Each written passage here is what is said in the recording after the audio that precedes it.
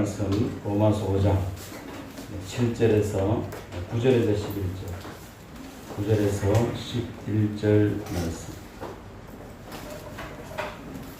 신약성경 245페이지입니다. 신약성경 245페이지 로마서 5장 9절에서 11절 교독하고 11절 합독하도록 하겠습니다.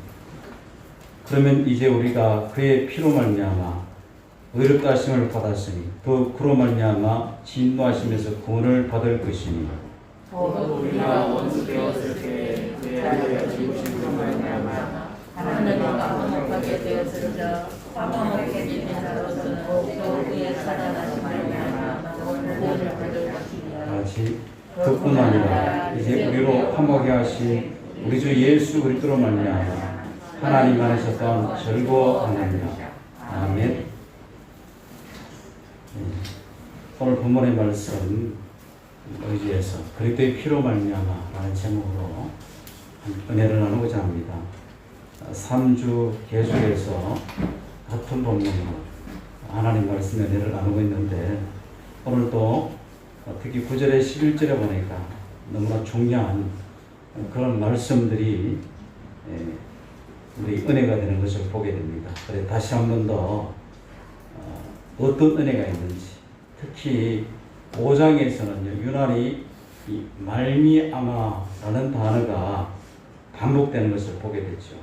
이 본문에서만 하더라도 그의 피로 말미암아, 그로 말미암아, 그의 아들의 죽으심으로 말미암아, 그의 살아나심으로 말미암아, 그리스도로 말미암아, 이 5번이나 강조하고 있습니다.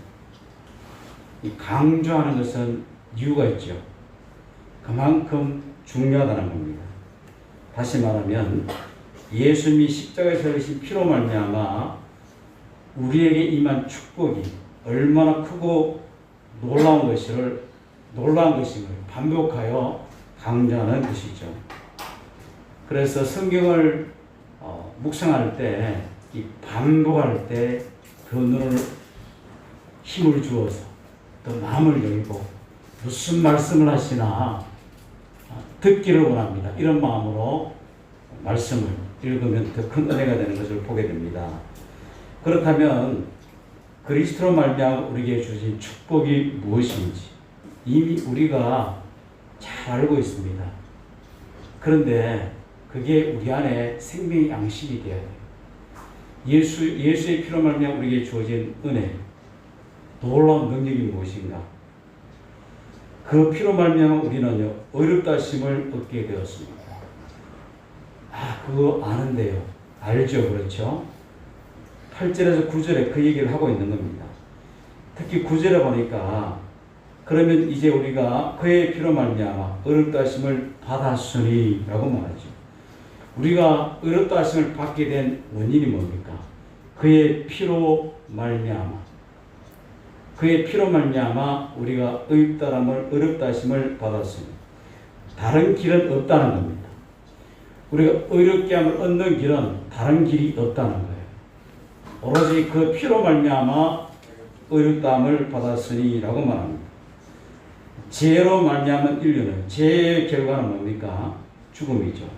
죄로 말미암은 인류는 하나님의 진노하심과 심판 아래 있게 되었습니다. 생로병사, 즉 인간의 모든 고통과 불행과 죽음이 찾아오게 된 것이죠. 인류는 이 죄의 문제를 스스로 해결하고자 양심껏 착하게 살려고 몸부림치기도 했습니다. 그래서 양심껏 착하게 살면 되지 이런 말이 나왔나 봐요. 그리고 엄격한 법을 정하고 법대로 하며 법을 어길 시에는 중보를 주기도 했습니다. 그리고 선행을 쌓아 죄를 희석시키려고도 해봤습니다. 그렇지만 그 어느 것도 이 죄의 문제를 해결할 수가 없었던 것입니다. 성경은 모든 사람이 죄인이며 죄악 가운데 멸망받게 된다라고 성경은 말씀하고 있습니다. 프랑스의 비롱이라는 장군은요 1500년도에 유명한 장군인데 근데 이 비롱 장군이 중풍에 걸려 위독하게 되었습니다. 그래서 마지막 임종을 앞두고 친한 친구들을 부르게 돼요. 뭔가 유언을 남기려고, 가장 중요한 말을 남기려고 친구들이 둘러 모였습니다. 그때 이 비룡은 이렇게 말합니다. 내가 하나님께 그리고 국왕폐하와 국가에게 사회에게 큰 빚을 다 못 갚고 죽는구나, 이 말이겠죠. 울먹이면서 얘기를 합니다. 그래서 한 친구가 부드럽고 진지한 목소리로 그만두게나, 아무리 애써도 결국 다 못 갚을 테니까 라는 말을 했다는 겁니다. 그렇습니다. 우리는요, 아무리 노력을 해도 몸부림을 쳐보아도 우리의 힘으로 우리의 죄의 빚을 도저히 갚을 수가 없습니다. 인류 역사 가운데 스스로 많은 사람들이 자기 힘으로 죄값을 지불하고 의로워지려고 몸부림쳐 왔으나 모두 다 실패했습니다. 그런데 우리가 아직 연약할 때, 아직 죄인 되었을 때, 하나님과 원수 되었을 때 하나님께서 오직 한 길을 열어주셨다는 것입니다. 그 길이 뭡니까? 예수 그리스도. 예수 그리스도를 보내사 대속의 십자가를 지고 피 흘려 죽게 하신 길이죠. 그래서 히브리서 기자는 새롭고 산 길, 이렇게 표현합니다.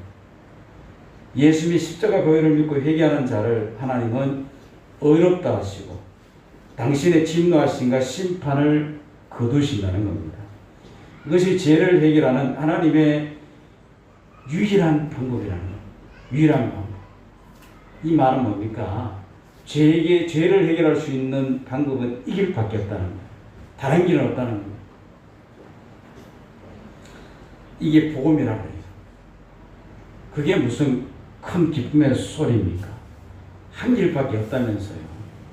근데 한 길 있다는 이 자체가 얼마나 우리에게 큰 축복인지 몰라요. 유일한 길이라는, 유일한 길. 사실 이 유일한 길, 복음만이 유일한 길이다, 이 말에 사람들이 굉장히 반감을 많이 샀습니다. 반감을. 사람들은 아담 타락 이후에 인간에게 묘한 심리가 있어요. 이 저항하려는, 하나님께 저항하려는 이 반감. 어떻게 그 길만 있습니까? 다른 길도 있는데 너무하지 않습니까?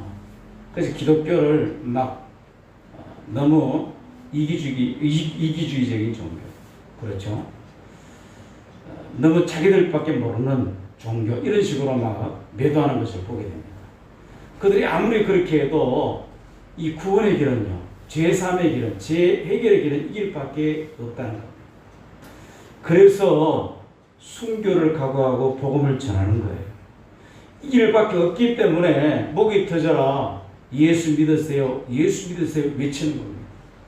다른 길이 있으면 그 길 가세요, 나는 이 길 가겠습니다 하면 되는데, 이 유일한 길, 오직 주님이 외쳤던 것처럼 내가 곧 그 길이다, 내가 곧 그 진리다, 내가 곧 그 생명이다, 이 길밖에 없으니까 사람들이 생명 내놓고 복음을 전하는 거 아닙니까? 그렇습니다. 이 은혜로 우리가 어렵다 하심을 얻었다는 거예요. 이 어렵다 하심을 받았다는 말은 이 법정 용어이죠. 재판장에서 검사가 피고의 죄를 열거하며 몰아세웁니다.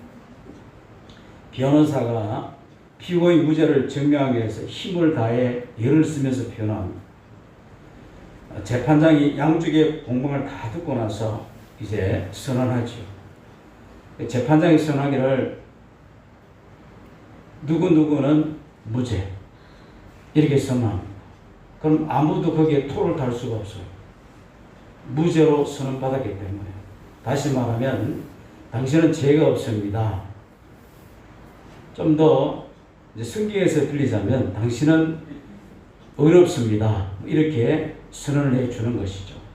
물론 세상의 재판장에서 무죄 선언받고 그렇다고 해서 그가 죄가 없는 건 아니잖아요. 그런데 어떤 행위적인 여러 가지 논리적으로 생각해서 저지른 죄에 대해서 재판장이 한번 선언하면 그 사람 죄가 없게 되는 겁니다.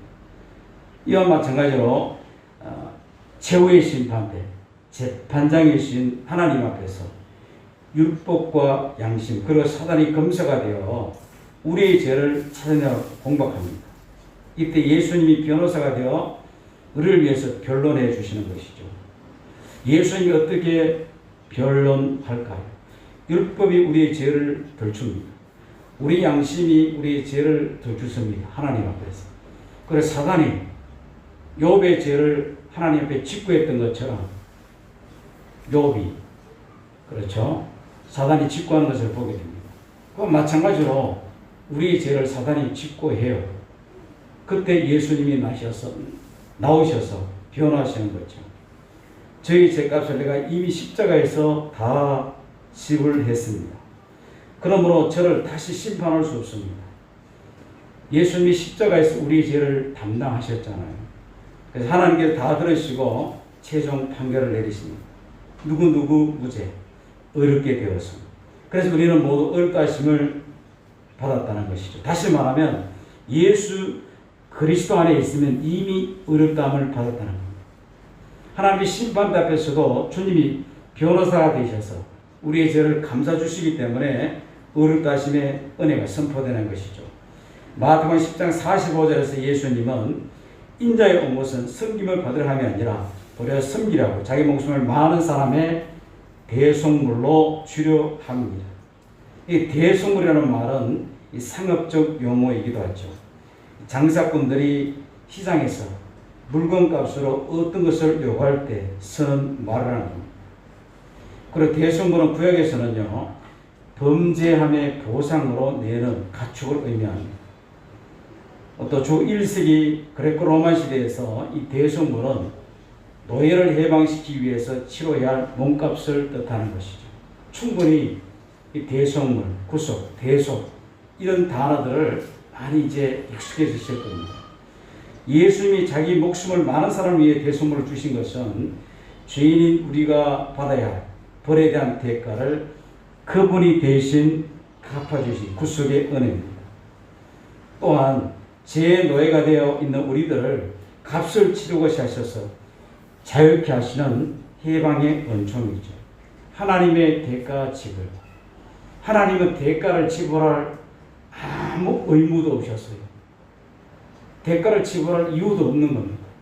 그런데 나를 살리려 죄에서 진노의 자녀, 죄 아래, 그렇죠. 진노 아래 있는 우리를 건지기 위해서 하나님 자신의 대가 지불을 하신 거예요. 이거 생각하면요, 엄청난 대가 지불을 한 겁니다. 완전하신 하나님이 완전한 인간으로 이 땅에 오셨다는 거. 누구 때문에? 우리 때문에, 나 때문에. 이건 엄청난, 여러분 자신을 낮추는 거 쉬운 게 아니에요. 누군가를 위해서 자신을 내어준다는 거 쉬운 일이 아니잖아요. 그런데 연약한 자, 하나님과 온수된 상태에 있는 자, 죄인이 우리를 위해서 친히 이 땅에 오신 예수 그리스도, 하나님의 대가 지불하면 예수 그리스도라고 이는 인식할 수 있는 것이죠. 모든 사람은 죄를 금하였고 죄의 지배가 있다는 것, 또 사망은 죄 안에서 우리에 대해 왕노하고 있다는 사실을 누구도 부인할 수 없었습니다. 그런데 예수님은 자신의 목숨을 주고 대신 우리들을 죄와 사단의 권세로서 자유케 하신 것입니다.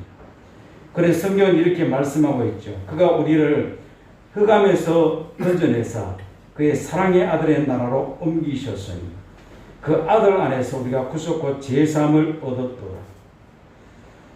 참 기가 막힌 놀라운 말씀이죠. 그가 우리를 흑암의 권세에서, 그렇다면 우리는 어떤 권세 아래 있었다는 겁니까? 흑암의 권세 아래 있었습니다. 거기서 건져내사 그의 사랑의 아들의 나라로 옮기셨으니 우리는요, 하나님 나라 안으로 옮겨진 상태임을 말씀하고 있습니다. 그 아들 안에서 우리가 구속과 제사함을 얻었도다. 우리를 자유케 하시는 예수님의 귀한 사역은 죽음을 이기시고 다시 살아나심으로 확정하셨죠. 십자가의 사역, 부활하심으로 의롭게 하심을 확정하셨다라고 지난주에도 말씀을 드렸습니다. 사랑하는 여러분, 그 피로 말미암아 우리에게 주신 축복이 뭡니까? 우리가 의롭다 하심을 얻게 된 것입니다. 엄청난 은혜를 받은 거예요. 사실 이 엄청난 은혜를 받았지만 우리의 영적 감각에 둔해서 그 피로 말미암아 내가 어렵다함을 얻었도다. 이 고백에 너무 이 둔해져 있는 모습을 보게 돼요. 그래서 그 은혜 안에 우리가 들어가서 그 피로 말미암아 내가 어렵게 되었구나. 다른 방법은 없었구나. 그럴 때 우리 안에 감격이 일어나죠. 또 어떤 복이 주어졌습니까? 그 피로 말미암아 하나님과 화목하게 되었다라고 10절에 말씀하고 있습니다. 죄의 특징 중에 하나가 관계를 깨트리는 거죠. 아담에게 들어온 죄는 하나님과 관계를 깨트렸을 뿐 아니라 그 다음에 아내와의 관계가 깨어집니다. 아담이 얼마나 비겁해요. 하나님이 너 왜 선악과 따먹었나 물었을 때 아담이 책임을 져야 되잖아요. 가장으로서. 그런데 하나님이 나에게 선물로 준 아내가 하와가 먹으라 그래서 먹었습니다. 이렇게 아주 비굴하게 변명하는 모습을 보게 됩니다. 이 관계 파괴죠. 또 하와는 뱀의 유혹 때문에 제가 먹었습니다. 피해되는 것을 보게 됩니다. 그리고 자연과의 관계가 파괴되죠. 자연과의 관계. 아담이 죄를 범하고 하나님께 불순종의 죄를 범함으로 그때부터 어떻게 됩니까? 종신토록 일을 해야 먹고 살 수 있는 문제가 해결되는 것을 보게 됩니다. 노동의 문제. 사실 노동은 신선하면서도 죄의 결과. 그런데 아담이 죄 짓기 전에 아담이 노동 안 했을까요? 아담이 죄 짓기 전에 어떤 노동을 했습니까? 하나님이 아담에게 동물들을 보내요. 그럼 누가 이름을 지어요? 아담이 동물들 이름을 짓는 것을 보게 됩니다. 그것도 노동이라고 볼 수 있는 것이죠. 여튼 과일을 닦는 것도 노동이라고 볼 수 있습니다. 그렇지만 그 노동이 쉽게 말하면 그때는 기쁨과 감사와 뭐랄까요, 하나님 은혜 안에서의 노동이었다면 그 다음부터는 이 죄의 결과로 무거운 짐이 된 것을 보게 됩니다. 아담이 그 수많은 동물들의 이름을 지었다는 것. 저 같으면은 과연 그 이름을 저렇게 지을 수 있을까? 여러분 그런 생각을 안 해봐요. 동물들의 종이 얼마나 많습니까? 수천 종이 되는데 호랑이가 딱 오는 걸 보고 호랑이, 곰이 오는 것을 보고 곰, 사슴이 오는 것을 보고 사슴, 사자가 오는 것을 사자. 어떻게 그래 탁 했을까? 그 당시에 일반적으로 그렇게 표현하지 우스갯소리로 아담의 IQ가 한 2000 정도 됐을 것이다. 굉장히 하나님이 지혜롭게 아담을 만드셨죠. 그건 몇 길로 빠진 얘기인데요. 중요한 것은 이 관계의 파괴. 그런 행복한 삶을 잃어버리는 자연에서는 은근키가 나고 가시덩굴이 나고 그리고 심지어 자기 자신과의 관계마저 깨어지는 것을 보게 됩니다. 이 죄는 이렇게 무서운 것이죠. 오늘 성경은 그 죄가 우리로 하여금 하나님과 원수되게 했다고 말하고 있습니다. 그뿐인가요? 죄는 모든 사람을 원수되게 만듭니다. 죄는 이렇듯 관계를 깨뜨리고 화목을 빼앗아가는 능력이 있다는 겁니다. 오늘 얼마나 많은 사람들이 깨어진 관계 속에서 고통하고 있습니까? 죄인인 우리가 다 하나님과 원수되었다라고 10절에 보니까 곧 우리가 원수되었을 때 이렇게 표현하고 있잖아요. 그런데 하나님은 우리가 이토록 껄끄러운 관계를 참을 수가 없는 거예요. 참을 수가 없는 거. 부부지간의 싸움이 벌어졌을 때 어떤 사람은 끝까지 고집을 밀어붙이는 사람이 있어요. 어떤 사람은 참을 수가 없어요. 참을 수가 없다는 건 그냥 이런 관계를 참을 수가 없는 겁니다. 그래서 한 사람이 말을 끊어내게 되는 것을 보게 되죠. 그럴 때 길이 보이는 것을 보게 됩니다. 두 사람 다 고집을 피우면서 누가 이기나 끝까지 가보자 하면서 끝까지 가면 결국은 어떻게 됩니까? 심각해지는 것을 보게 되죠. 누군가 한 사람이 먼저 다가오는 것이 굉장히 중요해요. 근데 하나님 먼저 다가오셨습니다. 그것은 온전히 우리를 너무 사랑하시기 때문에 그래서 하나님 먼저 화해를 청하신 것이죠. 예수님께서 우리의 죄를 대신 지고 십자가에 죽으심으로 우리의 모든 죄가 용서함 받고 하나님께서 어렵다 칭함을 받음으로써 하나님과 새로운 관계, 곧 화해의 관계가 맺어지게 된 것입니다. 그러므로 우리가 믿음으로 말미암아 어렵다 칭을 받았으니 우리 주 예수 그리스도로 말미암아 하나님과 화평을 누리자. 예수님은 화평 그 자체입니다. 미가서 5장 5절에 보니까 이 사람은 평강이라고 말하죠. 평강이라. 평강은 샬롬이라는 말을 번역한 단어입니다. 이 샬롬, 대학 다닐 때 CCC에 가입해서 이렇게 생활한 적이 있었는데 형제나 자매들을 만나면 인사가 샬롬 이렇게 인사했어요. 그 샬롬이라는 말이 얼마나 편안하게 하는지. 샬롬이라는 단어의 뜻도 잘 몰랐을 때 샬롬 하니까 굉장히 평안해지더라고요. 나중에 보니까 샬롬이 평강, 평화, 화평, 이렇게 평안, 이렇게 번역되는 것을 보게 됩니다. 샬롬. 그렇죠. 이 샬롬은요, 수동적인 것이 아니라 능동적인 것을 의미합니다. 소극적인 것이 아니고 적극적인 것을 의미합니다. 샬롬은 이미 말씀을 많이 들었던 것처럼 한두 가지의 복이 아니라 종합적인 복이 간에 있다는 거예요. 마치 종합 비타민과 같은 그런 복이 그 샬롬 속에 있다는 겁니다. 그래서 샬롬이 축복에 함께 하시기를 원합니다. 이 말은 굉장히 축복의 말씀이에요. 그래서 이사야 미가 선지자는 이 사람 평강이 될 것이다. 인격화시킨 아주 강한 표현이죠. 이 말은요, 그는 그들에게 평화를 가져다 줄 것이다. 그리고 모두가 그가 이룩한 평화를 누리며 살리라. 이 뜻입니다. 예수님은 평강의 조성자라는 말이죠. 평강을 만드시는 분이라는 겁니다. 그래서 미가는요, 예수님은 평화 덩어리, 다시 말하면 예수님은 평화 그 자체이다 라고 말하는 것입니다. 그렇습니다. 예수님은 십자가로 원수된 것을 소멸하심으로 인간 및 모든 만물과 하나님 사이에 또 유대인과 이방인 사이에 화해와 평화를 이룩하셨다는 겁니다. 이렇게 예수가 이런 평화와 화해는 이미 구약시대에 약속된 화평의 언약의 성취죠. 스가랴 선지자가 예언한 바 있는 메시아의 평화의 실현입니다. 스가랴 선지자는 스가랴 9장 9절에서 10절에 시온에 따라 크게 기뻐할지어다 예루살렘에 따라 즐거이 부를지어다 보라 내 왕이 내게 임하시나니 그는 공의로우시며 구원을 베푸시며 겸손하여서 나귀를 타시나니 나귀의 자연것 곧 나귀 새끼니라. 예수님이 예루살렘에 나귀 새끼를 타고 입성한 걸 그걸 이미 예언하고 있습니다.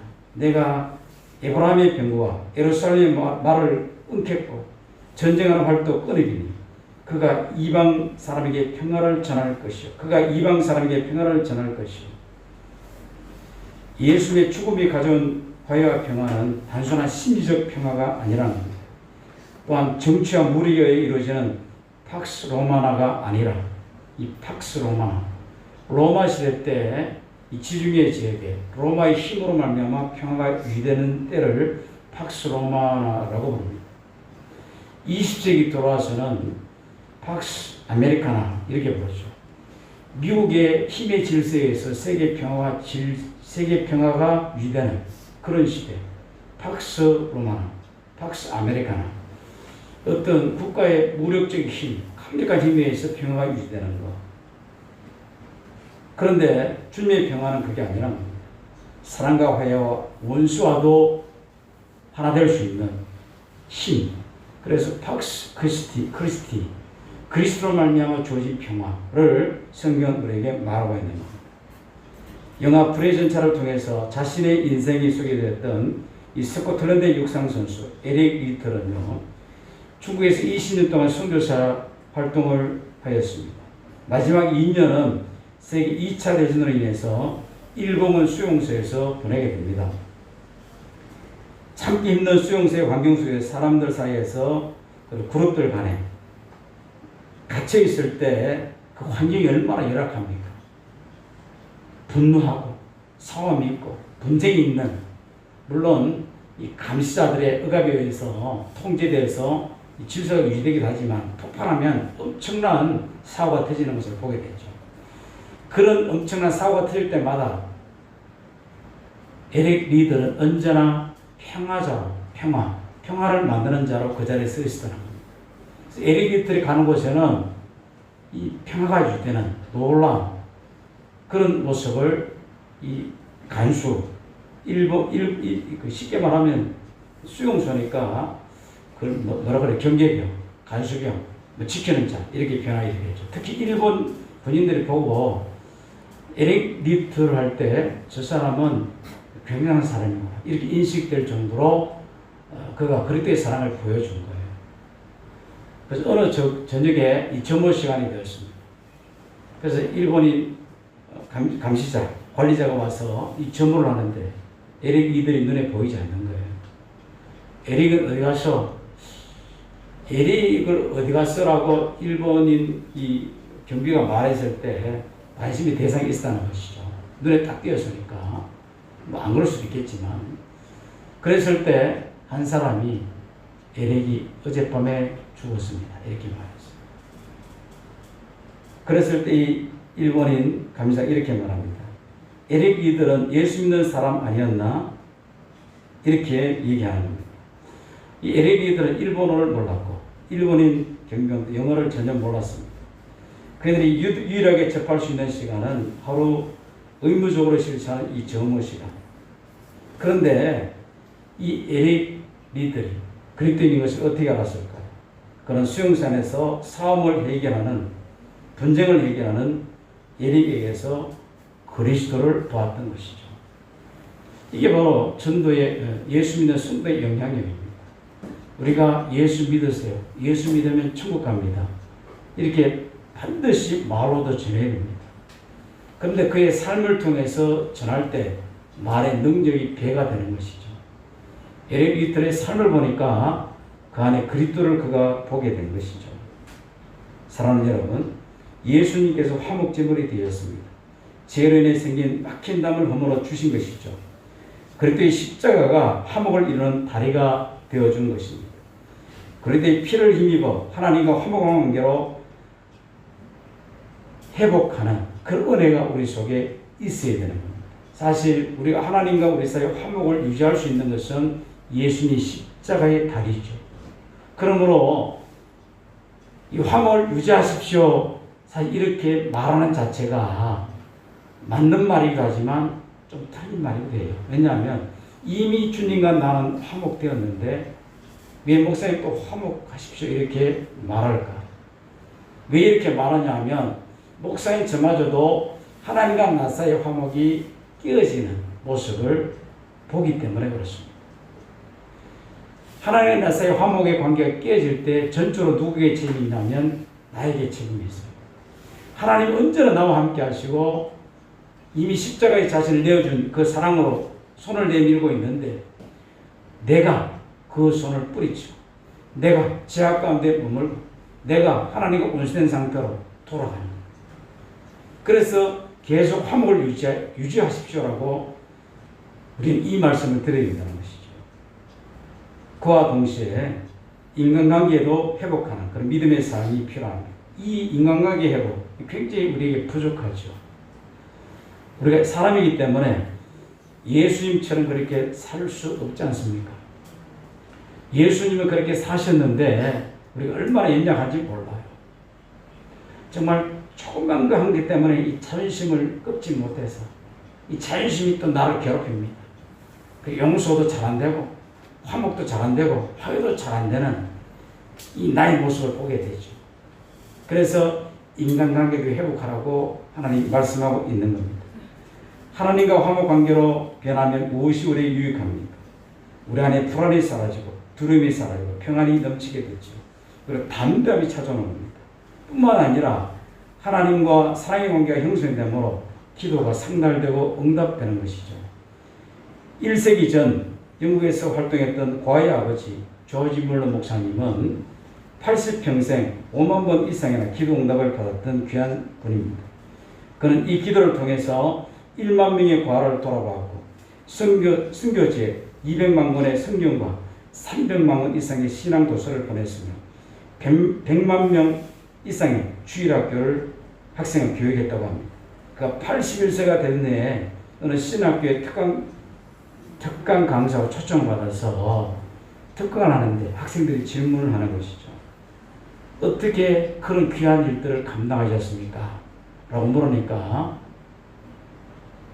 물러 목사님이 학생들이 본 앞에서 갑자기 무릎을 꿇으면서 기도하는 모습을 보여달라는 거예요. 기도하는 모습을 왜 보여주었을까? 이것이 비결입니다. 라고 말했다는 것이죠. 조지 몰레이스에게는 기도가 얼마나 엄청난 능력이며 또 특권임을 잘 보여준 아름다운 삶의 모습을 보였다는 겁니다. 한국교회가 왜 이렇게 힘이 없었을까? 신학적으로는 굉장히 발달했는 것 같은데 거의 목사들이 박사학위를 거의 다 갖고 있는 그런 상태입니다. 과거에는 그렇지 않았어요. 과거에는 성경학교를 나와서 이 고등학교를 못 갔잖아요. 형편이 어렵다 보니까. 아니면 중학교, 고등학교를 건너뛴 거예요. 못 갔습니다. 초등학교만 나왔어요. 그 당시 국민학교. 대학 갈 길이 없잖아요. 그래서 성경학교라는 게 있었어요. 성경학교. 그래서 초등학교 나와도 이 성경학교라는 것을 들어가서 거기서 공부하면 신학교라는 것을 들어갈 수 있는 자격이 주어져요. 그래서 거기서 목사 한 수를 줍니다.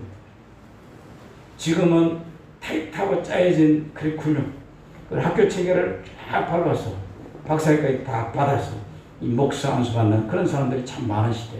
그리고 미국과 유학 가서 박사학위 받아서 한국 와서 목회하는 것을 보게 되죠. 왜냐하면 교회에서 그걸 요구하니까. 그런데 지금보다 그때 그 시대에 더 강력한 성령의 역사가 나타났다니까. 왜 그렇습니까? 그만큼 선배 목사님들이 기도했다는 것이죠. 무릎으로 살았다는 것. 그러니까 교회 예배당이 막 터지고 예배 때마다 놀란 역사가 막 나타나는 것이죠.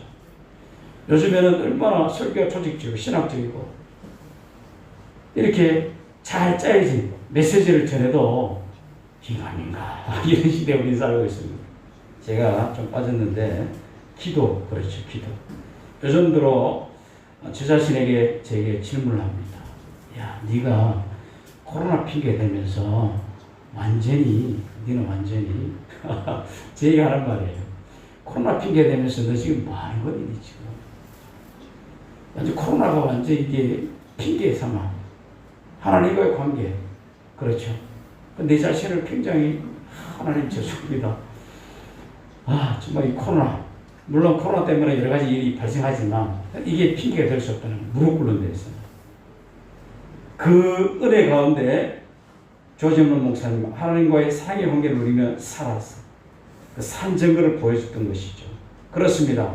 그 피로 말미암아 우리는 어렵다 하심을 얻게 되었습니다. 그 피로 말미암아 하나님과 화목하게 되었습니다. 세 번째로 그 피로 말미암아 즐거워하며 살게 되었습니다.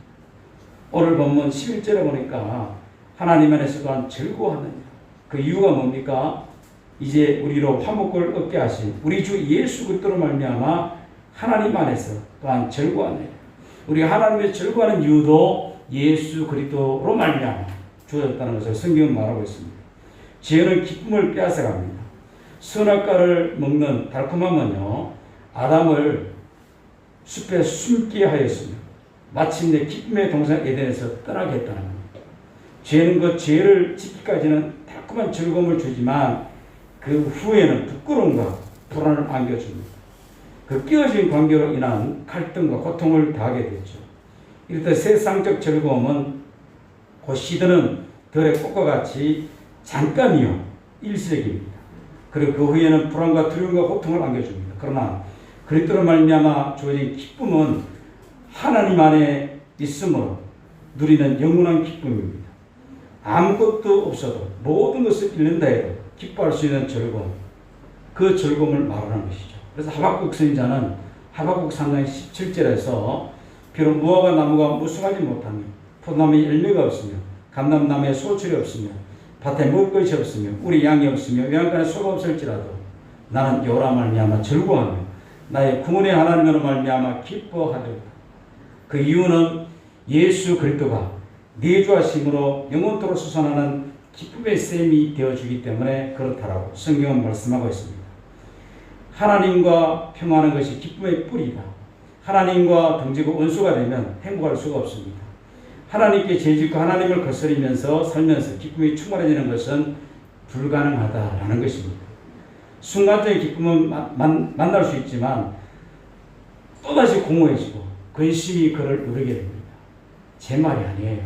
잠언서 14장 13절에 보니까 세상이 주는 것들은요, 웃을 때에도 마음에 슬픔이 있고 즐거움의 끝에도 근심이 있느니라. 이거 언제 체험합니까? 네, 목사님들끼리 모였어요. 그래서 죄송합니다. 목사님들이 농담을 막 해요. 농담이 조금 좀 지나쳐서 약간 빗나간 모습으로 웃기기도 합니다. 그때는 막 웃어요. 그런데 마음에 희한하게 찝찝해요. 그렇죠. 이런 예를 들면 그런 거. 세상적인 것은 이런 거라는 거예요. 처음에는 좀 즐거운 것 같은데 희한하게 찝찝하고 근심이 오고 슬픔이 온다는 겁니다. 기쁨의 근원은 하나님과 화목하는 데 있습니다. 누가복음 15장에 보면 탕자의 얘기가 나오죠.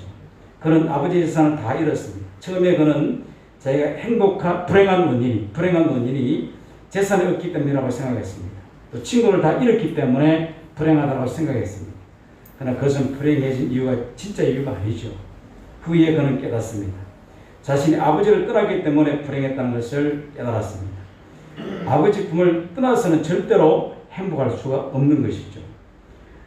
잘되든 못되든 가난하든 부유하든 그것은 기쁨과 상관없습니다. 그것을 깨달은 둘째 아들은 곧 집으로 돌아오는 겁니다. 아버지 품으로 돌아오는 겁니다. 아버지는 그가 재산을 다 탕자한 채 거지가 되어 돌아왔으나 다 용서하고 새 옷을 입히고 가락지를 띄워주고 새 신발을 신겨주면서 그리고 양을 잡아 잔치를 배설하는 것을 보게 되죠. 돌아온 자식을 오히려 사랑하며 즐거워하는 것을 보게 됩니다. 그래 돌아온 아들은 참 기쁨을 회복하죠. 하나님께로 돌아가는 것. 그래서 우리는 하나님께로 끊임없이 우리 자신을 돌이켜야 됩니다. 계속 돌이켜야 됩니다. 이게 중요한 성경의 원리가 담겨 있는 것이죠. 사람들은 세상적으로 성공한 모습을 하나님께 보여주고 싶어합니다. 그러나 하나님을 떠난 채 성공하는 것을 하나님 기뻐하지 않는다는 겁니다. 하나님을 떠난 채 세상적으로도 성공해봐야 오래지 않아 험해지고 공허해지는 것이죠. 아무리 많은 재물을 모아도 대단한 권력을 잡아도 인기를 얻어도 별 것이 아님을 깨닫는 데 시간이 오래 걸리지 않는다는 것입니다. 실패한 모습도 괜찮아요. 초라한 모습도 괜찮습니다. 하나님께 돌아오는 것, 이게 굉장히 중요한 것이죠. 오직 돌아오기만 하면 하나님 기뻐하신다는 것. 돌아오기만 하면 하나님과 함께 참 즐거움을 누리게 된다는 것. 하나님과 화평한 가운데 있는 사람에게는 진정한 기쁨이 있다는 겁니다. 이 은혜에 들어감을 입었을 때에만 새로운 세계가 펼쳐지죠. 예수 믿는데도 나는 왜 이리 즐겁지 않을까? 예수 믿는데도 왜 나는 행복해지지 않을까? 가만히 보면 내 마음이 세상이 뺏겨 있기 때문에 그렇습니다. 내 마음이 죄를 사랑하기 때문에 그렇습니다. 내가 끊임없이 하나님과 반대로 가기 때문에 나 예수 믿는데도 즐겁지 않아요. 그러나 정말 하나님과의 기쁨의 관계를 누리면 그걸 뛰어넘는 은혜와 능력이 있습니다. 물론 물질이 있으면 좋잖아요. 또 여러 가지가 잘 되면 좋잖아요. 건강하도 좋잖아요. 그런데 그보다 훨씬 더 앞서는 것, 중요한 것이 하나님과의 관계. 끊임없이 내 자신을 하나님께로 돌이키는 것. 이게 우리 신앙의 우선순위임을 잊지 말아야 된다는 것입니다. 저와 여러분에게 이런 하나님과의 즐거움이 있는지, 우리 인생 속에 하나님의 관계 속에서 풍성한 생명력이 있는지 우리는 돌아봐야 합니다. 이 기쁨이 저와 여러분에게 위대한 창조로 역사의 인생을 아름답게 만들어지게 만드는 것이죠. 아직 그 기쁨이 없으시다면 우리는 다시 한번 하나님과의 관계를 점검하고 하나님께 무릎 꿇어야 합니다. 우리 예수님은 우리 어렵게 하시려고 천국 보좌를 포기하셨습니다.